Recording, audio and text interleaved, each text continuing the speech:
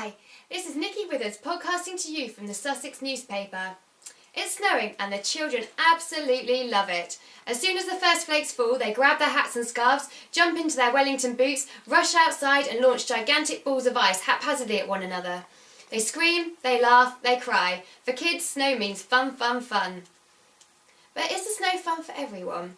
While the local green is being converted into a work of art, competing with the likes of the Tate and Saatchi galleries, and the White and Hills are being transformed into mini Formula One racetracks, there are many onlookers who cannot wait for the snow to thaw.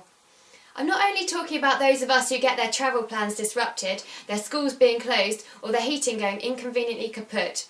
These stories we hear all the time. They're plastered all over the news, are happening everywhere in the country, and to be honest, we're all getting slightly bored of them. No, I'm talking about the things that are happening a little closer to home. I live along the West Sussex coastline in a small town called Rustington, which is slotted in between both Worthing and Littlehampton. This bustling little community is built around the main shopping street, which is lined with local bakeries, butchers and jewellers, as well as many well-known high street stores. This area is the epicentre of local activity, particularly for the elderly community.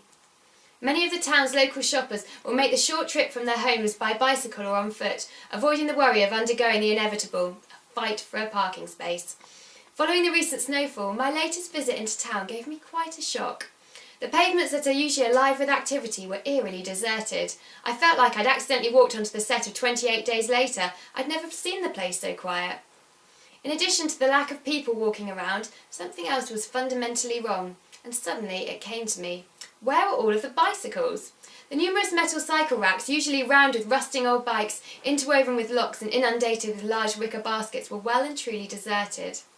The latest fall of snow had meant that bicycles, the mode of transport that many of Rustington's two-wheeled travellers zoom around on, their white hairs flying and their baskets full of local produce, had seriously been affected. These dedicated members of the community, not wanting to risk their tyres slipping on the sheets of ice, slush being splashed up their backsides, or their fingers suffering from frostbite, had decided not to risk their daily commutes into town, but had instead chosen to stay at home in the safe and warm. This loss of transportation, and therefore elderly shoppers, can clearly be seen by those of us who brave the icy roads and wander along the empty high street. This is a problem that seriously affects many small towns like mine. They're mainly made up of people living down rabbit warren-like roads that are rarely gritted and that turn into elongated skating rinks, treacherous to even the most youthful a person. So even though I do love waking up to a crisp white garden, snow-covered rooftops and a red-breasted robin chirping its merry winter song, there is a small part of me that is quietly hoping for the snow to melt so that my local Sussex town will once again be accessible by bike and therefore return to its usual bustling ways. That's it for today. This has been Nikki Withers podcasting on behalf of the Sussex newspaper. Good news for a great county. If you'd like to comment on this podcast, please visit www.thesussexnewspaper.com and tell us what's on your mind.